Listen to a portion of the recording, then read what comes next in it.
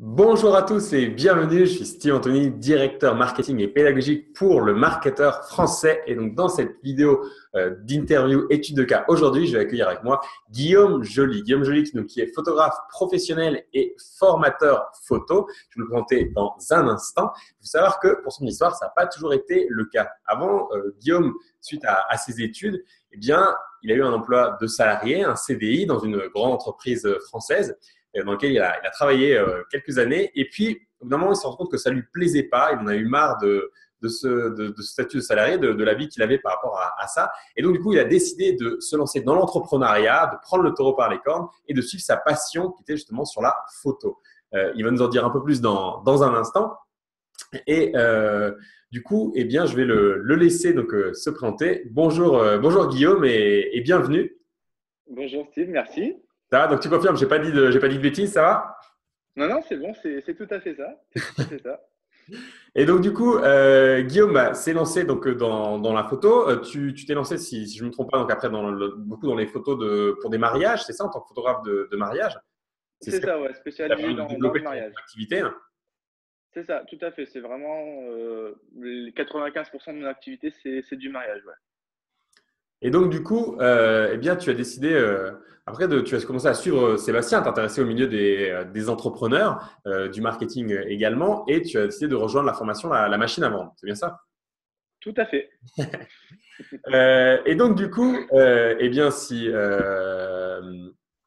quand tu as rejoint cette formation, donc Guillaume, comme je dis, vendait déjà des prestations de photos.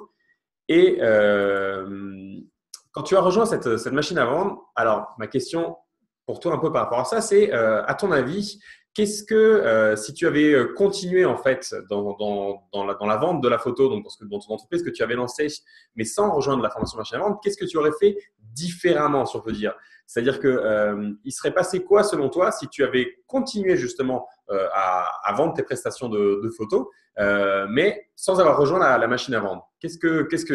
Comment aurait été ta vie différente par rapport à ce qu'elle a été quand tu as rejoint la machine à vendre? Alors, bon, déjà, ça aurait été une vie beaucoup plus déjà compliquée niveau chercher les clients, chercher les ventes, chercher à vendre quelque chose plus facilement.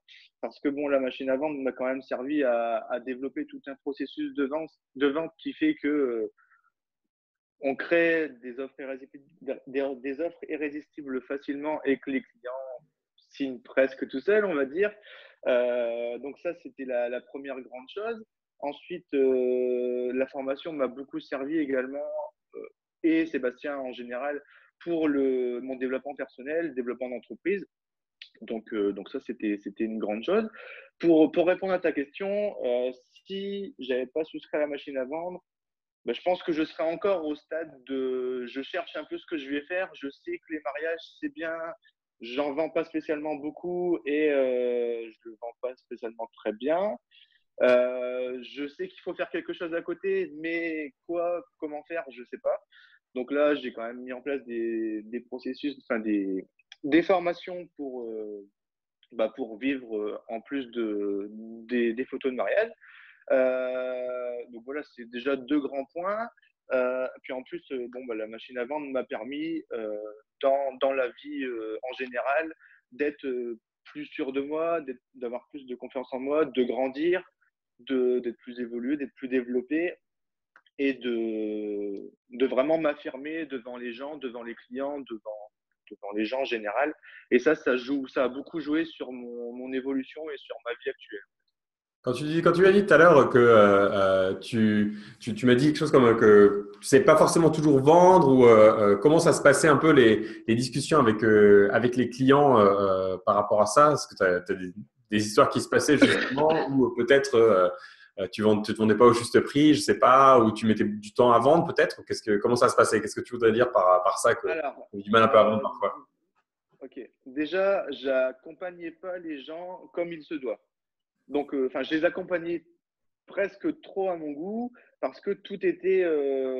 En fait, je cherchais vraiment le client, mais mon but c'était de me vendre même une paille, c'était pas grave, mais il fallait que je vende. Et ça, c'est pas bon parce que, bah, pour finir, on se retrouve avec des clients qui qui t'ont payé 5 fois moins que ton prix et quand tu te retrouves au mariage, déjà ça t'embête d'y aller parce que bon, tu t'es pas fait payer à ton prix. Non, mais ça joue beaucoup hein, sur la prestation.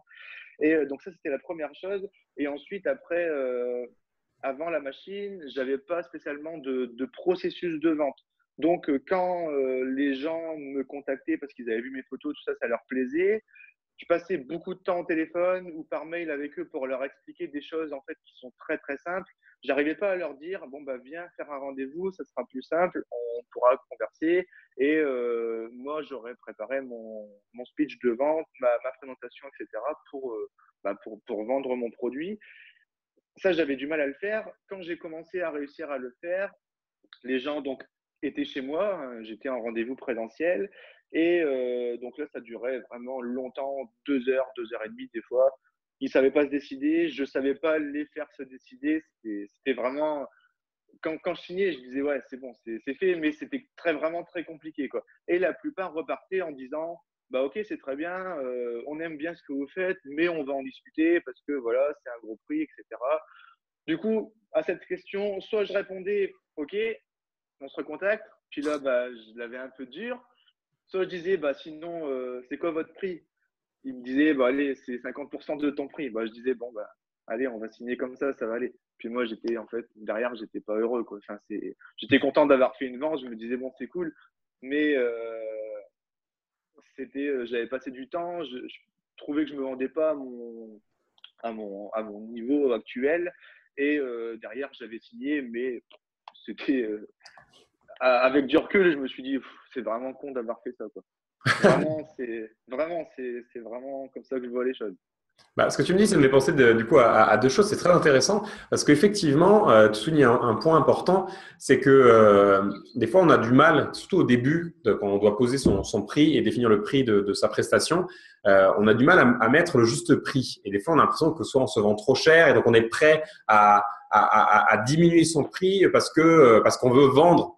Donc ça, c'est l'écueil au début. On se dit on veut absolument vendre, donc on est prêt à se brader. Et tu l'as très bien souligné. Le problème, c'est que derrière, ensuite, quand on va au final donner le service, eh bien, vu que on a ce sentiment de s'être un peu bradé, ça peut nous donner, pas forcément nous motiver au maximum pour donner le meilleur de nous-mêmes à ce moment-là, ou ça peut nous donner un petit côté de démotivation, de se dire ok, bon, je vais me donner à fond, mais c'est vrai que derrière, je suis pas payé à mon juste prix, quoi. Donc ça peut avoir un impact négatif derrière. Donc faut faire super attention à ça.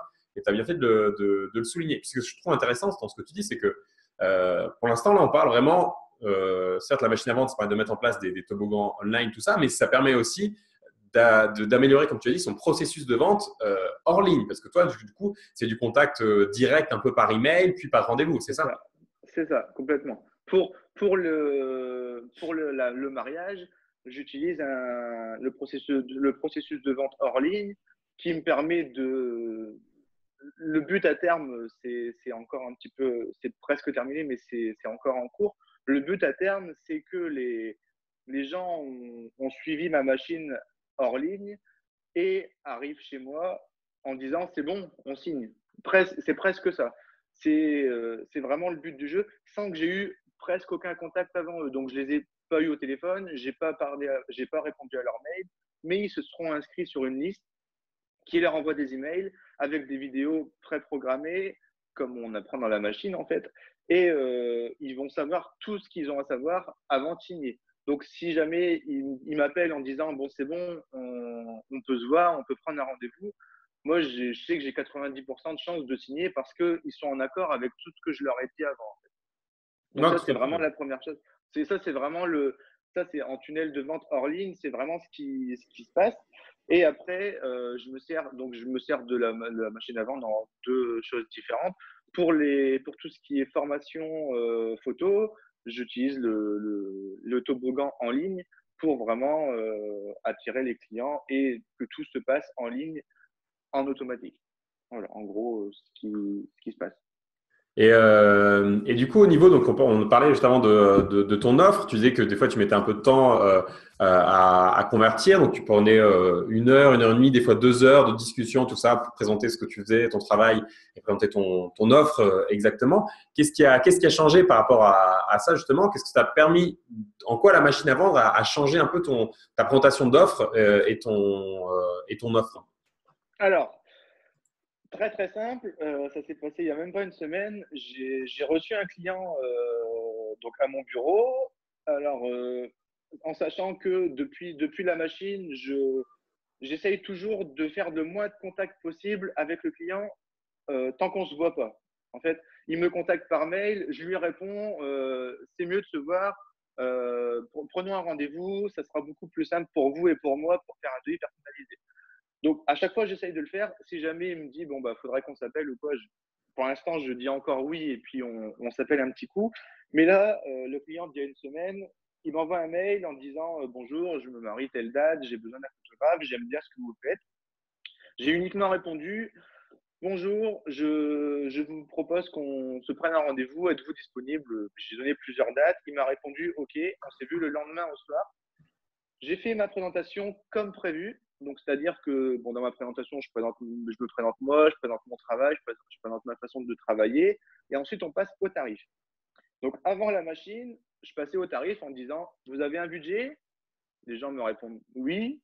Ou 95% du temps, réponse non. On n'a aucune idée du budget. Enfin, bref, alors qu'ils ont un budget, mais ils ne le disent jamais.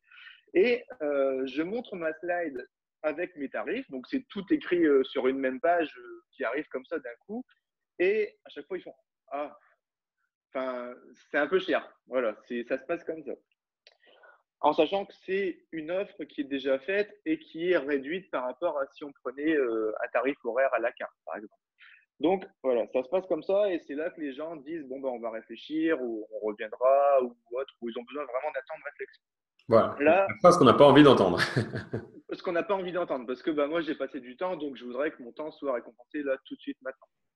Et grâce à l'offre irrésistible qu'on apprend dans la machine à vendre, j'ai fait en fait tout simplement, en arrivant au tarif, une offre irrésistible. Donc, j'ai rien changé à mon offre, sauf qu'au lieu de dire le prix, c'est ça pour tout ce que je vais leur faire, je l'ai fait à l'envers. J'ai fait une slide que je dois, qui est plus automatique, donc chaque ligne arrive que quand je clique sur la souris. Et donc, en premier, ça marque pour tout ce qu'on vient de voir, je vous propose 12 heures de présence, plus ça, plus ça, plus ça. Et en bonus, parce que mon offre automatiquement est moins chère que mon tarif à la carte, je dis ce qu'il y a en bonus pour un tarif seulement de autant d'euros avec une économie de autant de pourcents. Et là, tout de suite, ah ouais, c'est quand même pas mal ce qu'ils proposent. Enfin, c'est un peu irrésistible. Je leur dis en même temps que ça, bien sûr, c'est valable jusqu'à la fin du rendez-vous, parce qu'après, bah, l'offre augmente.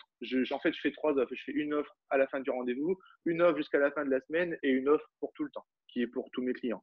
Et là, les clients ont dit bon, bah ouais, franchement, ça nous plaît, on aime bien votre façon de travailler, on aime bien comment vous avez amené la chose. Voilà, on signe. Voilà. Ça a pris 10 secondes entre mon prix, mon offre et la signature. Voilà. Donc là, tu as consciemment raccourci le moment où tu présentes ton prix et le moment où les gens te disent c'est bon, on signe en fait. C'est ça. Déjà, je demande plus leur tarif, je demande plus ce qu'ils ont besoin je demande plus leur budget et j'amène la chose vraiment en disant je vais vous offrir quelque chose d'irrésistible. Voilà, je le tourne vraiment comme ça. Je prends un par un tous les points que Sébastien donne dans son offre irrésistible et je les mets sur ma slide. C'est tout. Et une fois que j'ai dit, à la fin, je montre le tarif, bien sûr. Et puis c'est tout. Je leur dis, voilà, je leur dis presque pas c'est ça ou rien, mais pas loin. Mais je leur dis, c'est vraiment irrésistible. Voilà, c'est vraiment que pour vous. Et c'est vrai. Hein, s'ils partent du rendez-vous, qu'ils me rappellent, contrairement à il y a 1 an ou 2, s'ils me rappellent et qu'ils disent, on peut quand même utiliser l'offre, je dis non. Voilà, maintenant tout est carré, je suis plus sûr de moi, quoi. Voilà. Écoute, félicitations. Et puis pour les personnes Merci. qui nous suivent, qui regardent cette vidéo, je vais donc faire une petite précision du coup de cette notion d'offre irrésistible. Comme tu l'as dit, donc c'est une offre où on présente vraiment, il y a une forte valeur ajoutée par rapport la valeur qui est proposée en termes de services, de prestations est bien supérieure au tarif qui correspond à cette prestation. Alors, ça ne veut pas dire qu'on dénigre, qu'on baisse le tarif. Au contraire, ça veut dire qu'on augmente la valeur. Okay, on le fait dans l'autre sens. Et effectivement, il y a aussi un point important que tu as souligné dans ton offre, c'est la notion d'urgence, la notion d'offre limitée dans le temps. Donc, tout ça, ça fait partie des nombreux ingrédients qu'il y a dans l'offre irrésistible. Donc, c'est expliqué en détail dans la machine à vendre. Mais si on simplifie, si on donne une image qu'utilise Sébastien qui est très parlante, je trouve, c'est une offre classique, c'est de dire, OK, mon service, ça vaut 100 euros, donc je vous propose de l'acheter pour 100 euros. Donc, c'est en échange une valeur de 100 pour une valeur de 100. L'offre irrésistible, c'est de dire, OK, je vous propose une valeur qui vaut 500 euros et je vous la vends à 100 euros. Et donc, du coup, là, d'un coup, effectivement, les gens, ils écarquillent les yeux, ils se stoppent, ils disent « Oula, mais ça, c'est vraiment une offre irrésistible. » C'est vraiment ça l'effet qui est proposé. Parce qu'on a augmenté la valeur de ce qu'on propose. Et donc, tout ça, c'est expliqué en détail dans la machine à vendre. Donc, c'est ce que tu as mis en place, en gros, et qui a eu un impact plutôt sympathique par rapport à ça. Parce que du coup, aussi, tu as réduit aussi au final, les échanges que tu as fait avant. Parce que avant ça, je crois que tu m'as dit que tu annonçais déjà ton prix dès le départ et donc du coup, il y avait un premier échange avant l'entretien, plusieurs échanges de C'est mails. ça, ouais. En fait, ouais, à la base, je conversais en fait par mail dans le but, au bout d'une heure de conversation, de dire bon, ça serait bien qu'on se voit quand même, parce que sinon, on ne pourra pas aller beaucoup plus loin. Et donc, je tournais plutôt bien en disant qu'il faut qu'on se voit parce que il faut qu'on voit si on s'aime bien, entre guillemets, si ça marche entre nous. Mais ouais, c'était toujours très long et en fait, je rabâchais, c'était toujours la même chose que je devais dire parce que les clients ont toujours les mêmes questions. Dans mon domaine, c'est toujours et combien de temps vous restez et combien vous rendez de photos et comment ça se passe et machin. C'est toujours la même chose. Donc là, grâce au tunnel, à la machine de vente hors ligne, tout ça va être automatisé en vidéo. Donc, quand les gens me contacteront, je les rentrerai, soit ils auront un formulaire pour remplir leur prénom et leur mail et tout de suite seront dans une machine qui leur amènera au tunnel hors ligne, soit ils me contacteront par mail et là, je les rentrerai dans la machine en leur envoyant un mail en disant qu'ils vont recevoir du contenu et ça sera beaucoup plus simple. Je vais leur expliquer en un quart d'heure en vidéo tout simplement tout ce qui se passera et à la fin, s'ils sont intéressés, ils signeront. Par contre, moi, j'ai perdu 0 minute. Qu'ils signent ou pas, j'ai pas perdu de temps. Et s'ils viennent, c'est qu'ils sont quasiment sûrs de signer. Donc, c'est que du temps de gagner. En gros, voilà ma façon de voir là pour le mariage. Ok, génial. Donc, du coup, là, on a vu un peu de ces résultats, ces changements par rapport à cette offre irrésistible, ces résultats un peu concrets, justement. Et du coup, la question que j'aurais à te poser, c'est comment est-ce que tu t'es senti au moment, justement, où tu as fait cette offre irrésistible, où tu as vu que la personne t'as dit, OK, on signe tout de suite. Comment est-ce que tu t'es senti à ce moment-là par rapport à ça? Alors, au début mal et après bien. Au début mal, pourquoi? Parce que bon, on commence à comprendre. En fait, on est assez dans une stratégie de vente. Donc nous, en tant que personne qui fait l'offre irrésistible, on sait que c'est de la vente pure et dure. Et la personne en face, en fait, on croit qu'il sait aussi, mais lui, il sait pas. Lui, il voit juste l'offre irrésistible, il voit juste ce qui va lui apporter à lui. Donc, quand je me suis dit, bon, allez, je me lance, je fais ma slide, je fais une vraie offre irrésistible, c'était la première fois que je faisais ça.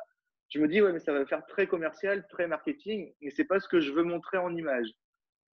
Donc là, c'était vraiment, j'appuyais sur ma slide en disant, bon, c'est quitte ou double, quoi. Et en fait, quand j'ai vu leurs yeux et vraiment leur regard, le sourire qui venait sur leur visage et quoi, j'ai dit, c'est bon, c'est ça, il n'y a pas de souci. Les gens le comprennent. Je leur ai bien dit que c'était quelque chose qui était réel, c'était pas du vent, hein, c'était une vraie offre et tout ce qu'il y avait dans cette offre allait être fait et bien fait. Mais que du coup, voilà, c'était vraiment. J'ai insisté sur le fait que c'était irrésistible là à l'instant T, quoi.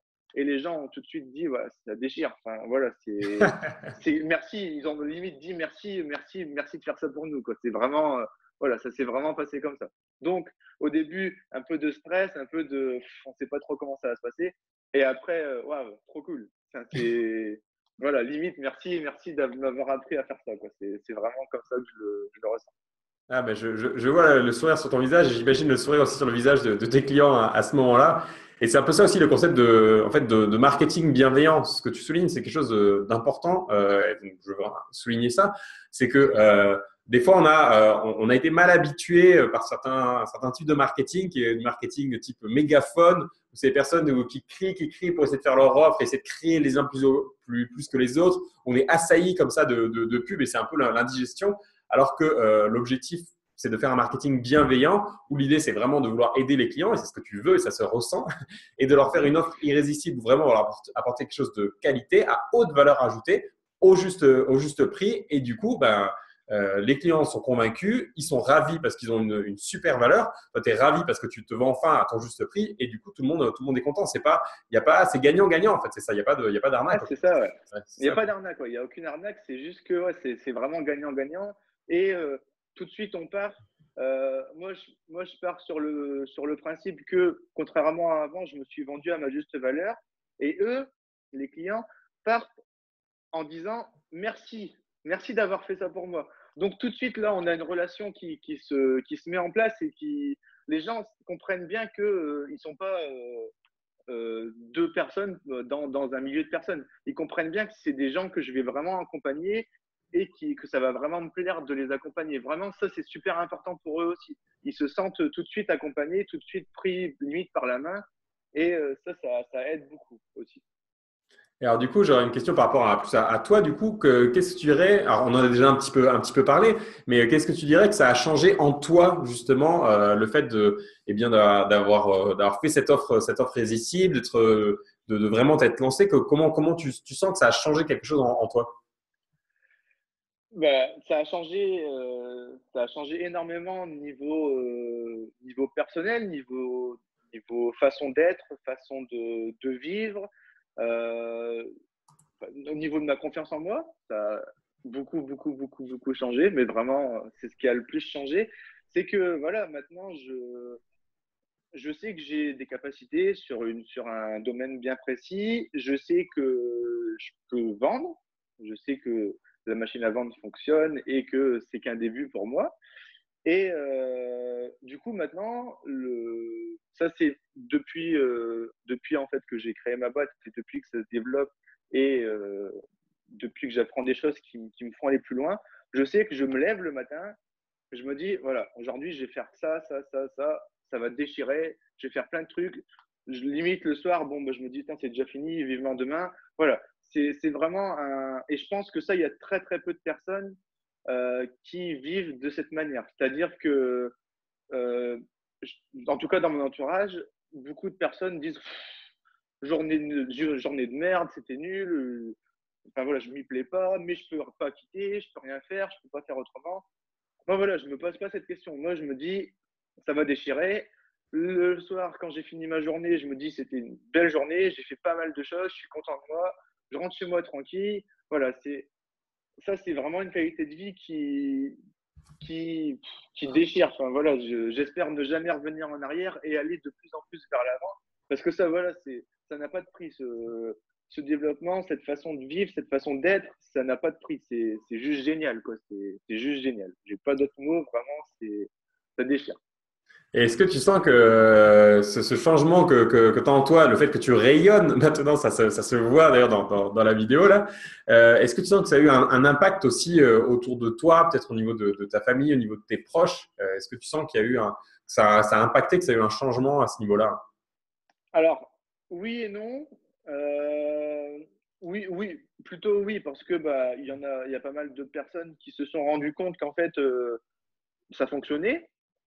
Donc, j'ai plusieurs amis qui sont en train de voir pour quitter leur job, CDD ou CDI, dans le but de monter leur boîte et de vivre un petit peu aussi de leur passion. Bon, après, j'avoue que parfois, je suis un peu incompris par les personnes très proches, les parents, les grands-parents. C'est un peu compliqué. Mais bon, je ne veux pas dire que je passe au-dessus, puis c'est pas grave, quoi. Mais eux, ouais, comprennent pas trop la façon de vivre. Déjà, les parents, bon, ça va encore, mais les grands-parents, eux, ils n'imaginent pas ne pas aller travailler. Donc, c'était assez compliqué pour ça, mais bon, c'est un peu marrant aussi, c'est un peu un jeu aussi avec eux. Et non, sinon, par contre, ce qui a le plus changé, je pense, c'est avec mon papa, en fait, que je l'avais invité au séminaire Entrepreneur Libre. Et lui aussi a une société. Et en fait, je pense qu'il commence à changer un petit peu de façon de faire, de façon de voir, dans le but d'être mieux dans son travail, d'être plus épanoui et de faire des choses un peu plus développées, entre guillemets, parce que bon, c'est une société, mais comme ils sont un peu plus âgés, je pense qu'il y a des choses à mettre en place, comme être sur les réseaux, comme le marketing, etc. Donc, en me voyant, il se dit que lui aussi, il pourrait faire ça, et du coup, il trouve plein d'idées, et du coup, bah, c'est cool, quoi. Ça permet vraiment de converser là-dessus, et voilà, c'est sympa. C'est un peu, c'est bien. Comme je disais, quand je l'ai amené à Entrepreneur Libre, il était normal, entre guillemets. Mon but, c'était qu'il reparte changé, et il est reparti changé, quoi. Dès que je le vois, il me dit, ouais, mais on pourrait pas faire ça, et on pourrait pas faire ci. Donc voilà, ça me donne plein d'idées, Donc ça, c'est cool. Ça c'est sympa aussi, quoi. Voilà. Ah, c'est génial du coup, parce que c'est ça. Alors pour les personnes qui nous suivent, Entrepreneur Libre, c'est un séminaire organisé par Sébastien, du coup le marketeur français. Donc un séminaire pour des entrepreneurs qui veulent devenir des entrepreneurs libres. Euh, et, euh, et du coup, bien effectivement, Guillaume, tu as rejoint la formation en machine à vendre, mais tu as aussi suivi le séminaire du coup avec ton papa. C'est ça, tout à fait. Et c'est une sacrée dose d'énergie qui est transmise au séminaire. C'est génial. C'était vraiment trop bien. Du coup, j'aurais une dernière question un peu pour toi parce que donc dans ton cas, toi, donc tu as quitté ton CDI, si je résume un peu ton aventure, ton histoire, tu t'es lancé dans l'entrepreneuriat, pour suivre ta passion, la photo, tu as monté ta boîte dans la photo, dans les photos de mariage notamment, et puis tu as rejoint la formation donc pour développer cette boîte, pour qu'on vive de manière encore plus à l'aise. Et puis on a vu enfin, l'impact aussi, ce que tu nous as dit sur ta vie, sur ta confiance en soi. Donc, tu as utilisé la machine à vendre pour l'instant principalement hors ligne. Tu as dit que tu voulais aussi le développer en ligne. Donc, tu as ces deux pôles-là. Et du coup, ma question, ce serait qu'est-ce que tu dirais à quelqu'un qui peut être dans la même situation que toi un peu, qui peut avoir une entreprise hors ligne, qui a lancé voilà, son activité de service hors ligne, par exemple, mais qui hésite à rejoindre la formation machine à vendre. Qu'est-ce que tu lui dirais? Alors, qu'est-ce que je lui dirais? Bah, déjà que un moment, il faut passer à l'action, il faut foncer. C'est un peu, en fait, je pense que le plus gros problème des gens, c'est ça. On verra demain, on hésite, on fait pas, puis après, bah, c'est passé, on fait plus, terminé. Ça se passe un peu comme ça. Donc, pourtant, je pense qu'on met vraiment, enfin, Sébastien, les personnes mettent vraiment les choses en place pour qu'on passe à l'action. Déjà, ne pas hésiter, c'est pas de l'arnaque, ça fonctionne réellement. Vraiment, voilà, arrêter de réfléchir, passer à l'action, et une fois qu'on a passé à l'action, vraiment faire les choses. En fait, passer à l'action tout le temps. Vraiment, je trouve, ça, c'est la chose que j'ai jamais fait dans ma vie et que je fais depuis un certain temps et qui me réussit. C'est que quand on me propose de faire quelque chose, je dis pas ouais, mais non, mais je dis ok, hop, c'est fait. On fait tout de suite. C'est vraiment important. Et donc quelqu'un qui hésite ou quoi, franchement, il faut foncer, il faut vraiment foncer, il faut essayer d'aller de l'avant, et vraiment c'est ce qui va déjà permettre d'accéder à certaines choses qu'on n'a pas aujourd'hui. Et le fait d'aller toujours vers l'avant, bah, automatiquement, ça peut que réserver des bonnes surprises, parce que bah, on va changer par rapport à ce qu'on était, et on va changer dans le positif, et on sera accompagné. Et de fil en aiguille, on va même pas voir que réellement ça change, mais quand on va prendre un peu de recul, on va se dire ah ouais, j'étais là, j'étais pas heureux, puis maintenant, de fil en aiguille, à force de passer à l'action, j'en suis là, je suis quand même heureux, j'ai réalisé certaines choses qui me tiennent à cœur et qui me font plaisir. Et voilà, pour moi, en tout cas, ça a été ça. C'était beaucoup d'hésitation, c'était le prix me faisait peur aussi. Du coup, à chaque fois, tu te dis, ouais, mais non, imagine, ça fonctionne pas ou quoi. Mais en fait, non, c'est vraiment passe à l'action, fais les choses. Après, si tu passes à l'action puis que tu suis la formation 1 minute tous les mois, ça servira à rien. Mais tu passes à l'action vraiment au taquet, tu te dis, voilà, maintenant, c'est ça, mon but, c'est vraiment de faire ça. Ça fonctionne à 100%.